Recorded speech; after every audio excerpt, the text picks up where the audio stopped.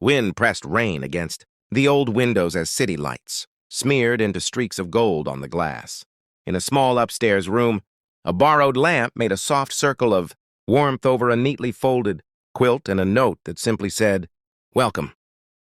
A single dad stood in the doorway, listening for the latch downstairs, hoping the second job, the careful budgeting, and this spare room might buy his family a little breathing space. He didn't know the student dragging a scuffed suitcase up the steps carried a secret that would redraw his idea of help, pride, and enough. If you believe small, quiet kindness can change a life, like this video and subscribe to Kindness Wins for more true heart stories. On screen, quiet kindness matters. Like plus subscribe. He wasn't the kind of man stories were written about. He was the man who made stories possible for others. Morning started before the sun, with a steel travel mug, a lunch pail, and a quick check on homework splayed across the kitchen table. After work, he became a shuttle driver, a homework helper, a fixer of leaky faucets, and broken confidence. The second job was newer, the one he took when grocery prices turned each receipt into a quiet negotiation. Renting the spare room felt like a tightrope he could walk with careful steps. He wrote the listing in plain language. Quiet home, steady routines, space to study, nothing flashy. He scrubbed baseboards and patched a small scuff no one else would have noticed.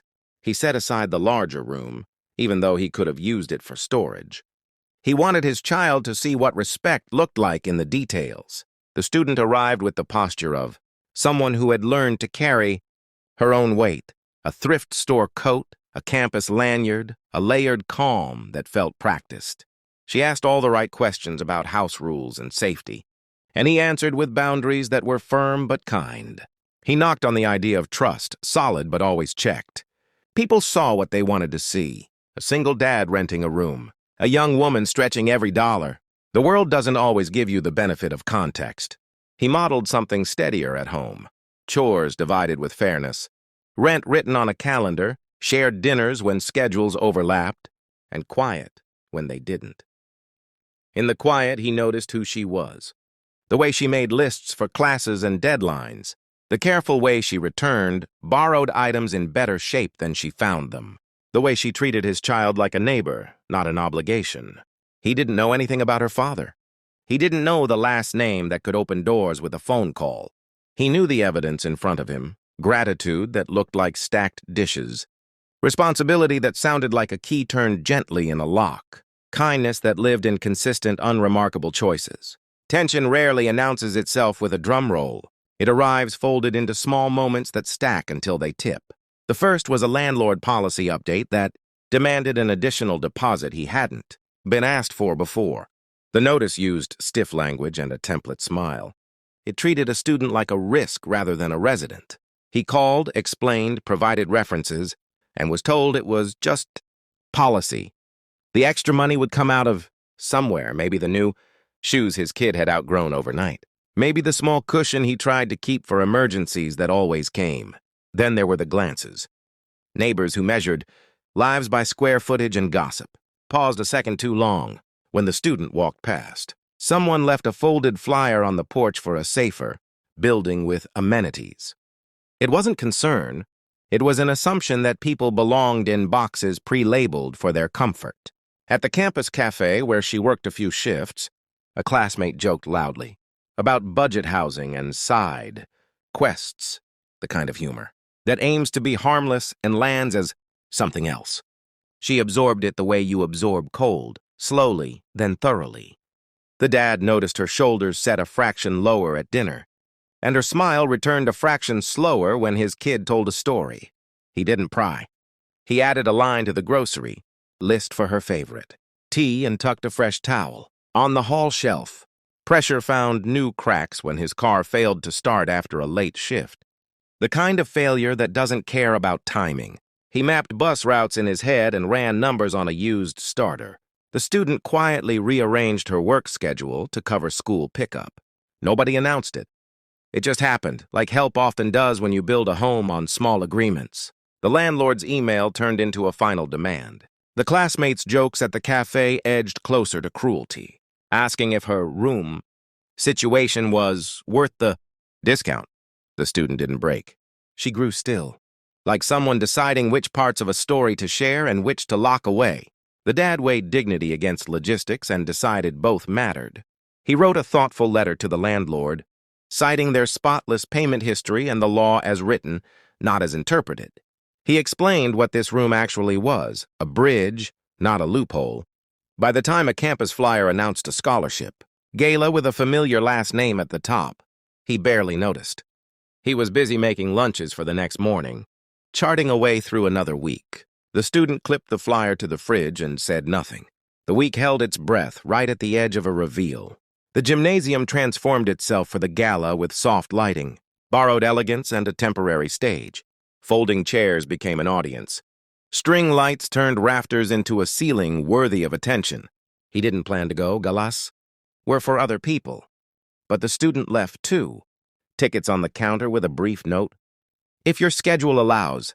The handwriting carried a steadiness that made it feel less like an invitation and more like a bridge offered. He found a clean shirt and sat near the back, flanked by parents in evening wear and students in thrift store, blazers that wore every story they'd survived to get there. The program moved through speeches that blurred together. Grades, grit, gratitude until the host introduced the evening's keynote with a last name that hummed. Across the room like a tuning fork. Heads turned. A few whispered. Cameras lifted. She walked to the podium in the same thrift store coat she wore on cold mornings, unbothered by the incongruity. Silence pooled in the spaces between her steps, and the microphone's quiet crackle. She didn't speak about net worth or legacy. She spoke about a small upstairs room. A note that said, "Welcome," a door that closed gently at night like a promise kept. She spoke about dignity offered without question, about boundaries that felt like safety, not restriction. She spoke about the kind of help that refuses to make a spectacle out of need. Her last name landed only once, tucked into a sentence about a foundation that would fund emergency grants for students, balancing school with work and caregiving. Then she let the name recede behind the work. Cameras blinked red. A few people straightened in their chairs, reassessing everything they thought. They knew about thrift store, coats and scuffed suitcases. He didn't clap first or last. He felt a kind of quiet recalibration, like someone had turned the lens, focus, and showed him the same scene with new clarity. The student wasn't a secret royalty come to crown a benefactor. She was a person who had walked into a home and recognized, a standard worth amplifying. A volunteer stepped to the mic and announced the fund's first partner, a neighborhood childcare program where his kid had learned to read on a worn rug with alphabet letters that never lined up just right. A mobile car repair pilot would follow, designed for night shift parents. Applause rose, not as a thunderclap, but as a tide steady, encompassing, carrying both the giver and the given with equal care. After the gala, life checked its watch and resumed. The new deposit request evaporated. Under the light of policy reviewed and corrected, the landlord discovered that consistency looks a lot like fairness when anyone can read the rules. The classmate at the cafe found their jokes didn't land the same in a room that had learned a different definition of strength. The student kept paying rent on time, kept returning borrowed items a little kinder than she found them, kept showing up for pickups and quiet dinners when schedules allowed. New things appeared at the edges of their routines. A small card on the fridge with a hotline for the student emergency fund, a flyer for free car diagnostics on weekends, an email from the childcare program announcing extended hours. None of it wore a crown.